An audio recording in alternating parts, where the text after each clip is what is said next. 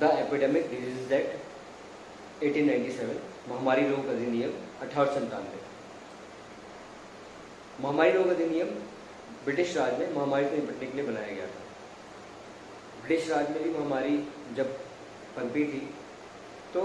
ये एक्ट उस टाइम पे बनाया गया। ये एक्ट एक लोकल एक्ट है, यानी कि स्टेट एक्ट है, ये सेंट्रल एक्ट नहीं है, यानी कि ये एक पर्टिकुलर एरिया पे इफेक्चुएट हो सकता है, प्रभावित किया जा सकता है, इसको एक पर्टिकुलर एरिया पे लागू किया जा सकता है, एक छोटी सी एरिया पे, एक गांव पे, एक कस्बे पे, जो भी प्रभावित एरिया वहाँ पे से लागू किया जा सकता है, इसलिए ये एक स्टेट है। दूसरा, इसका नियम 2, यानी कि इसका सेक्शन 2, धारा 2, एपिडेमिक डिजीज एक्ट महामारी रोग अधिनियम का धारा 2 सरकार को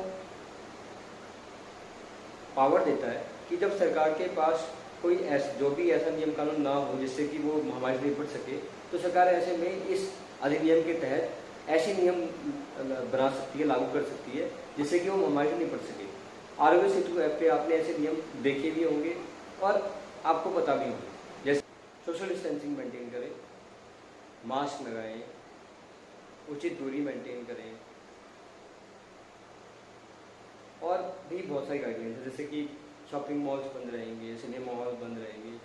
वगैरह वगैरह। ये सब सेक्शन 2 में बनाए गए नियम हैं। अगर इनका पालन ना करें आप, तो सेक्शन 3 एपिडेमिक डिजीज एक्ट कहता है, सेक्शन 3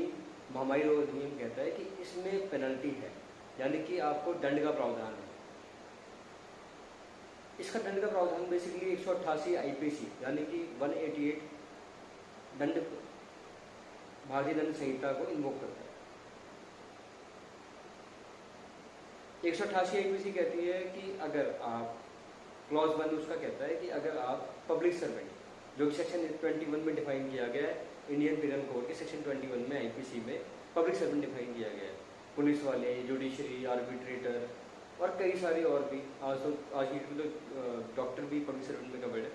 तो अगर आप पब्लिक सर्वेंट को किसी भी प्रकार का अगर नियमों का जब डिसोबीडियंस कर रहे हैं, तो उस टाइम पे आपके नियमों के डिसोबीडियंस से किसी पब्लिक सर्वेंट को एनॉयंस, ऑब्स्ट्रक्शन या इंजरी होती है, यानी कि उसको चिड़चिड़ापन होता है आपकी डिसोबीडियंस से, आप मास्क नहीं लगा रहे, उसको प्रॉब्लम हो रही है, आप सोशल डिस्टेंसिंग मेंटेन नहीं कर रहे, तो बेचारा आप ऐसी जगह खड़े हुए जहाँ से निकलने का रास्ता ही नहीं बचा, उसके लिए सोशल डिस्टेंसिंग मेंटेन नहीं कर पाएगा, ऑब्स्ट्रक्शन हो गया, ठीक है। या फिर आप उसके पास जाके बात करें बिना मास्क लगाए, उसे इंजरी हो सकती है, तो सेक्शन 3 क्लॉज 188 आईपीसी का इन्वोक हो जाएगा, और ऐसे में आपके खिलाफ 188 क्लॉज 1 में एफआईआर कर सकती है। आइए 188 क्लॉज 2 की बात करते हैं। 188 क्लॉज 2 कहता है कि जब आपकी हरकतों से, आपकी एक्टिविटीज से, जो कि आप डिसोबीडियंस कर रहे हैं, धारा 2 में दी गई सारी गाइडलाइंस का, जो आरोग्य सेतु ऐप पे आपको आराम से मिल जाएंगी, तो ऐसे में आपको, अगर आपकी एक्टिविटीज से ह्यूमन लाइफ यानी कि मानव जीवन या उसकी सेफ्टी पर या उसकी हेल्थ पर, उसके स्वास्थ्य पर, आदमी के स्वास्थ्य पर, मतलब आम आदमी के स्वास्थ्य पर आपकी वजह से या आम आदमी के जीवन पर आपकी वजह से किसी प्रकार का कोई प्रभाव पड़ता है जो कि हानिकारक हो सकता है, डेंजर हो सकता है उसके लिए, क्योंकि आप गाइडलाइंस का अनुपालन नहीं कर रहे, तो ऐसी कंडीशन में आपको प्रोसिक्यूट किया जाएगा 188 आईपीसी क्लॉज 2 में। 188 आईपीसी क्लॉज 1 में सिर्फ 200 रुपये जुर्माना और 1 महीने की सजा है, लेकिन 188 क्लॉज 2 में 6 महीने की सजा है और 1000 रुपये जुर्माना है। अब आगे चलते हैं कि इससे बचने के उपाय क्या क्या है। सबसे पहला उपाय तो ये है कि जब भी आप घर से बाहर निकलते हैं तो आप एक थैला लेके निकलिए, सब्जी का या दूध का, जो भी है, और आप आरोग्य सेतु पर दी गई हर गाइडलाइंस का प्रॉपर तरीके से फॉलो अप करें, सोशल डिस्टेंसिंग मेंटेन करें, मास्क लगा के निकले और कहीं भी ज़्यादा पास चिपक के बात ना करें। अब आगे चलते हैं कि अगर आपकी एफआईआर कटी गई है या किसी जानने वाले की जानकार की एफआईआर कटी गई है, तो ऐसे में करें क्या। ऐसे में आपके पास लॉकडाउन खुलने के बाद 2 रेमेडी तो बहुत अच्छी रेमेडीज है। पहली की 265 CRPC में आप प्ली बार्गेनिंग मूव कर सकते हैं, जिसमें कि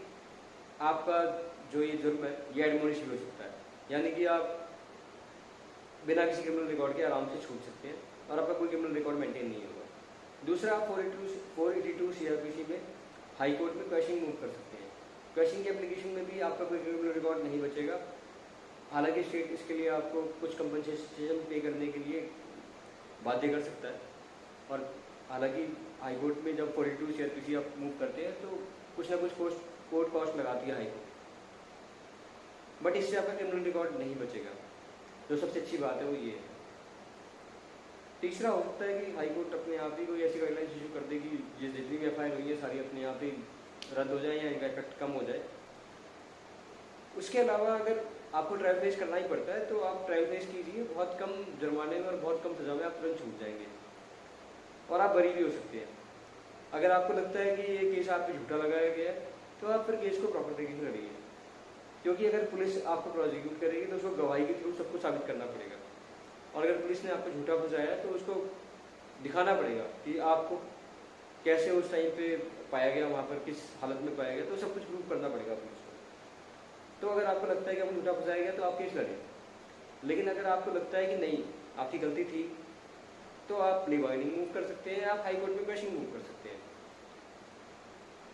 या फिर आप अपनी गलती मान सकते हैं, वो आपकी मर्जी है।